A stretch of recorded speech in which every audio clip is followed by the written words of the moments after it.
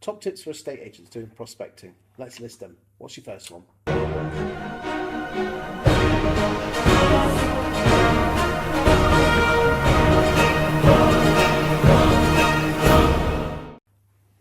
Keeping your CRM up to date. Okay. Quality notes following appointments, MA appointments. Using the CRM the way it should be used. Follow-up calls.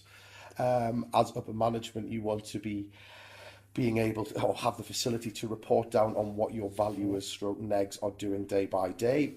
Obviously, if a call is scheduled for a specific client, then that call should be made on the day. Okay, so that's tip number one. What's tip number two? Rapport building. Dealing with people conditionally, with empathy, and ultimately people want to buy from people at the end of the day, so be real. It's interesting that on the first two you've not given me any script, but been very logical, quite simplistic. That's not a criticism in your first one, by putting the notes in. The second one is being by having empathy. Being approachable is the big, in my opinion, is the big thing. If you can build instant rapport, which I train my team in doing, it doesn't come from a script. If you can get a hook within the first 10 to 20 seconds of speaking to someone, whether that's an unusual surname, an unusual accent, dogs barking in the background, find out a bit about that person personally. And linking that back from the previous call is absolutely. I mean, I'm sure Perry won't mind me mentioning one of the listings that we booked in for him. It's my guy Daniel, who's fantastic. I mean, he's only been in the business 3 months. He is fantastic. He really is. And he heard a dog barking in the background. Found out what type of dog it was. Found out what type of dog biscuits the dog preferred. So the valuer has an instant in there. Go out and buy a couple of quid packet of dog biscuits. Is this chip of the beagle? There's a gravy bone, and how many agents would do that? It sets you apart. It's simple. The other thing is, every time you take the call in the future, without a shadow of a doubt, the first 20 seconds that taken from the person in the call is, do I know this person? Yeah. So making that bridge and getting that one there, and straight away puts them on the relax, and then it each goes to the next one. The other thing is as well is being honest, and I don't mean this in any other sense in terms of, I'm literally going to just take a couple of minutes of your time. Do take just a couple of minutes at a time, because setting that expectation that this is a 2-minute call. This is tip number 3. This is a whaley tip.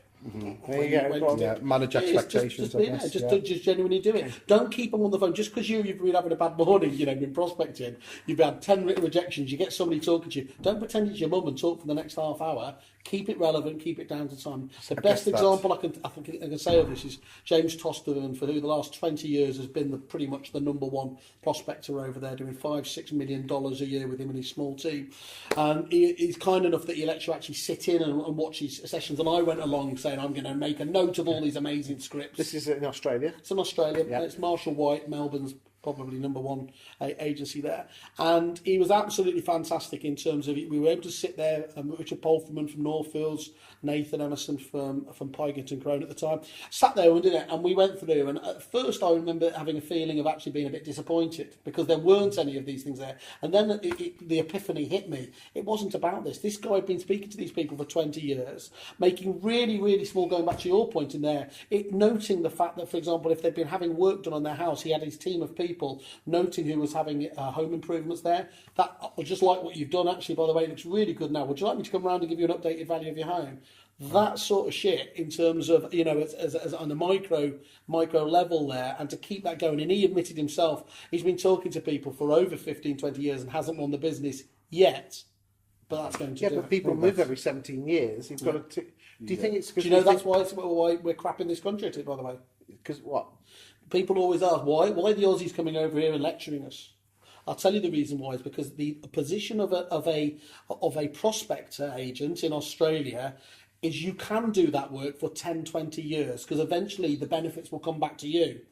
What's the point in doing this in an agency in this country when in 2-3 years the likelihood is you have churned onto another agency? Yes. It's half-hearted, it's not going to do it. We need to turn it back into as if it was your doctor, your dentist, where you will travel from hell to high water to get them. That's what the hub does, or ProspectEngine does. But ultimately, guarantees that. it is the biggest asset you will ever buy or sell in your lifetime. So you have to trust the agent that you're dealing with. And I think you're right. Continuity of contact, adding those value calls. Talking from a script perspective. You asked me, well, what's the key? One of the keys is, and let's be honest here, probably 80 to 90% of the calls that you're making are going to be to people who aren't ready to sell or aren't ready to rent. So it's about giving them a value call and not saying that's number 4. It is not saying, do you mind if I touch base with you? You've told me that you're not thinking of renting or selling at the moment. Do you mind if I touch base with you in 12 months' time to see if your position has changed? That's an awful phrase, isn't it? You would never, we certainly wouldn't say that. The way that we would add value into that call and give a reason for a call in the future is, let me touch base with you and let me update you on the current market in your area. Notice that you're not actually asking, you're telling. Let me, not can I. Well, it's all about being, we call it the assumptive close. So it is about adding a value call. So how much nicer is it, Chris? Do you mind if I give you a buzz in 6 to 12 months' time to let you know how your property's performing in the current market? Any other top tips? We touched on it before. It is consistency, and this again is basic business one-on-one. If you say you are going to call a vendor back on a certain day at a certain time, come hell or high water, that should be happening. I can appreciate that can't always happen, which is why our sweeper service, we call it, it's probably the most guerrilla style service, but as upper management and we love it. It's a miss next call report that gets pulled each day for the previous day. So any valuers or negs that were due to make calls to potential vendors or applicants get picked up by our team and then called. If I'm a vendor and I have 4 estate agents that I'm talking to and with a view to sell my home, and one falls down at the first hurdle, which is a follow-up call, I might let you off if you call me back within 24 hours. You can at least attempt to rebuild the bridges, but call me back in a week and you've lost my business. No, just right on the top of that, it's a slightly different amendment there. And again, Nick from the Aussies, like so much of what I do, is Alexander Phillips when he came over, who is now the number one. I think he's doing like $8-9 million, ridiculous. One of Josh Fegan's closest colleagues there, and he was talking about that they go through the portal leads from months and a year ago, which is a fascinating thing. Most of the agents in this country can't be asked doing it for ones from now, because there's so many good leads mixed up about top tip 6. It is, but what he does is it's really fascinating logic, and why it works is down to reason. They may well have been looking when they were in that property porn stage. Now let's have a look around, and for whatever reason they didn't move at that time. But absolutely, you could have got them again just at the right stage there, and you've got the details, you've got the GDPR opt-in and everything else. Great way of actually getting in and ensuring that your database is growing with the right people. Well, it's interesting because the numbers match that up with Valpal. Other AVMs are available, but Nat says that there's a good 6-9 months between someone making initial content and it normally coming on the market. That's right, and I think that, again, top tip number 7, I think we might be on now, is immediacy of response. That is key when it comes to online valuations, when it comes to Zoopla valuation requests, Rightmove valuation requests, organic website traffic, wherever that inquiry is coming from. You should be on that phone within 5 to 10 minutes. Okay, they've forgotten about you otherwise, haven't they? They have. If you call someone up from a week ago that carried out an online valuation at 11 o'clock at night, probably won't remember you. Yeah, exactly. Top tip number 8: power hours and actually putting it in the diary and group and activities. immovable and making them absolutely immovable, as I said. What about the group activity though? What, in terms of the competition element around it? Well, competition, or we're all in it together. Yeah, I think that's a positive. Would you work if your call centre people? Well, no, not call centre. Your colleagues were ringing from home. Yes, potentially. Yeah, but I think you get more impact as a group effort. There's an element of absolutely. There's an element of competition. Inherently, salespeople are motivated by beating the It's interesting. competition. Heather from Spectre says that 'cause she's more business generation, more on the letter basis. She says gamifying it with her team really makes a difference. Yeah, really clued up cookies. Those Spectre, like, isn't it? Yeah. I think it was lucky enough to get shown into the Chiswick part of the Foxton's head office there, where they have it done there. By the counts, it's harder to get in there than it is the Crown Jewels. Believe me, I like the Crown Jewels. I would have nicked those as well if I could have got in there. For me, it was like, genuinely almost like Willy Wonka's chocolate factory going in there. I mean, in terms of the way that they have it all set up, it's been amazed to be in some of the best ones I'd seen, Prospects, Romans ones, but without shadow of a doubt, and I think it's fair to say it's still there.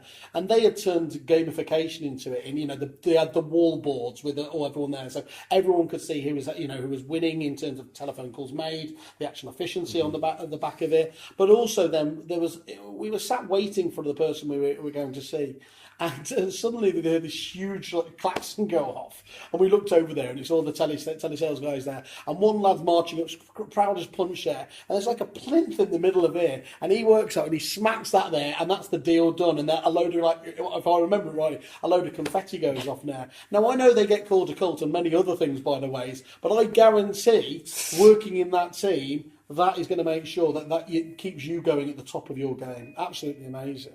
Excellent. Thank you, gentlemen. I was going to can I do one one more? Yeah, well, I don't what number will this be? Is this 9? No, 9. No, 9. Well, we couldn't leave it really without that. It's the Lord of Lettings. Making the call. Let's not forget, we've been very heavily focused on the sales side of things here. One of the most, important things I think you can do is if you're talking to somebody, anybody, but especially an investor, I know we look after one of your homes potentially. Have you got any others in the property empire that we haven't? Property empire, Stephen Brown. Look, you'll notice that I have nicked. I am the greatest magpie in this industry, but it's by listening to people like that. Ask that question enough times, and you will, without shadow of a doubt, find those people have 5, 10 more than that. Concur completely. And again, that is a call. Adding a value call in at a future date. But before you add that value call in, do you, any friends or family, have any additional? If you don't ask, you don't get. Exactly. Absolutely. Shy babies get nothing, which is one of my favourite sayings. Which explains. Well, You've heard it here first. 9 top tips on prospecting for a estate agency with a bonus tip for your letting agents out there. Boys, thank you very much. Always. Cheers.